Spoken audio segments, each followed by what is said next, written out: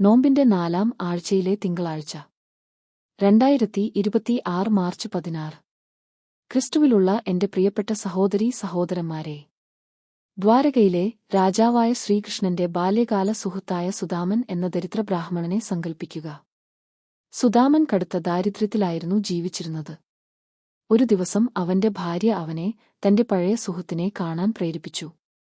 അവർക്ക് ഒന്നുമില്ലെങ്കിലും അവർക്കുള്ള ഏക ഭക്ഷണമായ ഒരു ചെറിയ കെട്ട് അരിക്കെട്ടി ഒരു എലിയെ സമ്മാനമായി നൽകി. സുദാമൻ സമ്പത്ത് ചോദിക്കാതെ, കൃഷ്ണന്റെ സ്നേഹത്തിന്റെ തെളിവ് ആവശ്യപ്പെടാതെ അവർ ഒരിക്കൽ പങ്കിട്ട സൗഹൃദത്തിൽ വിശ്വസിച്ചുകൊണ്ട് യാത്ര തിരിച്ചു. സുദാമൻ എത്തിയപ്പോൾ കൃഷ്ണൻ വളരെ സന്തോഷത്തോടെ അവനെ സ്വീകരിച്ചു. സുദാമൻ തന്റെ ചെറിയ സമ്മാനം നൽകാൻ മടിച്ചെങ്കിലും കൃഷ്ണൻ അത് ആകാംക്ഷയോടെ സ്വീകരിച്ച് സന്തോഷത്തോടെ കഴിച്ചു. സുദാമൻ ഒന്നും ചോദിച്ചില്ല. എന്നിട്ടും അവൻ വീട്ടിലേക്ക് മടങ്ങിയപ്പോൾ തന്റെ ചെറിയ കുടിൽ ഒരു കൊട്ടാരമായും തന്റെ ദാരിദ്ര്യം സമൃദ്ധിയായും രൂപാന്തരപ്പെട്ടതായി അവൻ കണ്ടെത്തി. സുദാമൻ പ്രതിഫലത്തെയല്ല, ബന്ധത്തെ വിശ്വസിച്ചു.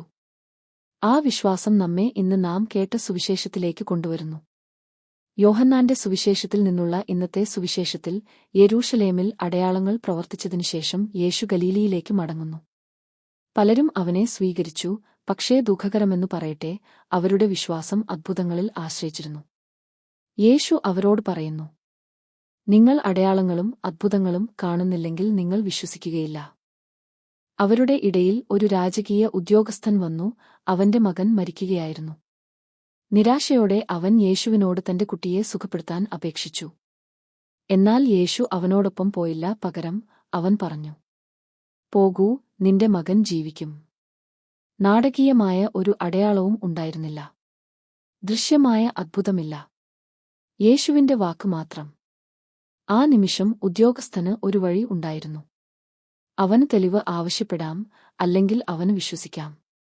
സുവിശേഷം നമ്മോട് മനോഹരമായ ഒരു കാര്യം പറയുന്നു.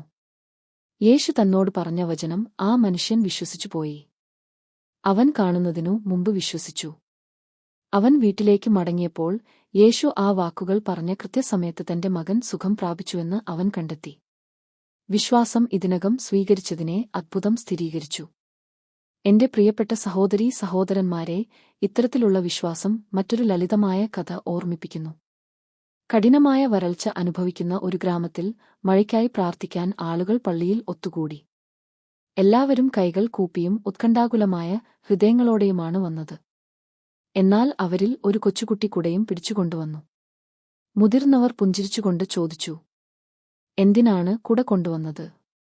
കുട്ടി ലളിതമായി മറുപടി പറഞ്ഞു, മഴയ്ക്കായി പ്രാർത്ഥിക്കുന്നു, അല്ലേ? മഴ പെയ്യുന്നതിനു മുമ്പ് ആ കുട്ടി വിശ്വസിച്ചു. ദൈവം ഉത്തരം നൽകുമെന്ന് ആ കുട്ടി പ്രതീക്ഷിച്ചു. ആ കുട്ടിക്ക് യഥാർത്ഥ വിശ്വാസമുണ്ടായിരുന്നു. അദ്ഭുതം പ്രത്യക്ഷപ്പെടുന്നതിന് മുമ്പ് വിശ്വാസം പ്രവർത്തിക്കുന്നു. മഴ ആരംഭിക്കുന്നതിന് മുമ്പ് വിശ്വാസം കുട കൊണ്ടുവരുന്നു. രാജകീയ ഉദ്യോഗസ്ഥൻ ചെയ്തത് ഇതാണ്. ഇതാണ് സുദാമ ചെയ്തത്. ഓരോ യഥാർത്ഥ വിശ്വാസിയും ചെയ്യാൻ പഠിക്കേണ്ടത് ഇതാണ്. ഹിപ്പോയിലെ അഗസ്റ്റിൻ മനോഹരമായി പറഞ്ഞതുപോലെ, നിങ്ങൾ ഇതുവരെ കാണാത്തത് വിശ്വസിക്കുക എന്നതാണ് വിശ്വാസം. ഈ വിശ്വാസത്തിന്റെ പ്രതിഫലം നിങ്ങൾ വിശ്വസിക്കുന്നത് കാണുക എന്നതാണ്. സഹോദരീ സഹോദരന്മാരെ, പലപ്പോഴും നമുക്കും അടയാളങ്ങൾ വേണം. നമ്മൾ പറയുന്നു, കർത്താവേ, ഒരു അദ്ഭുതം കാണിച്ചു തരൂ, അപ്പോൾ ഞാൻ വിശ്വസിക്കും. കർത്താവേ, എന്റെ പ്രശ്നം പരിഹരിക്കണമേ, അപ്പോൾ ഞാൻ വിശ്വസിക്കാം. കർത്താവേ, ആദ്യം നിന്റെ സ്നേഹം തെളിയിക്കൂ. എന്നാൽ യേശു നമ്മെ കൂടുതൽ ആഴമേറിയ ഒന്നിലേക്ക് ക്ഷണിക്കുന്നു. അടയാളങ്ങളിൽ അധിഷ്ഠിതമായ വിശ്വാസമല്ല, ബന്ധത്തിൽ അധിഷ്ഠിതമായ വിശ്വാസമാണ്. സുദാമനെപ്പോലെ ഞങ്ങൾ സൗഹൃദത്തിൽ വിശ്വസിക്കുന്നു. രാജകീയ ഉദ്യോഗസ്ഥനെപ്പോലെ ഞങ്ങൾ വചനത്തിൽ വിശ്വസിക്കുന്നു. കുട പിടിച്ച കുട്ടിയെപ്പോലെ ഞങ്ങൾ വാഗ്ദാനത്തിൽ വിശ്വസിക്കുന്നു.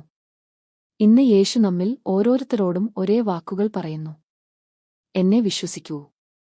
ഉത്തരം വൈകിയതായി തോന്നുമ്പോൾ എന്നെ വിശ്വസിക്കൂ. അദ്ഭുതം ഇതുവരെ ദൃശ്യമാകാത്തപ്പോൾ എന്നെ വിശ്വസിക്കൂ. മുന്നോട്ടുള്ള പാത അനിശ്ചിതത്വത്തിലാണെന്ന് തോന്നുമ്പോൾ എന്നെ വിശ്വസിക്കൂ.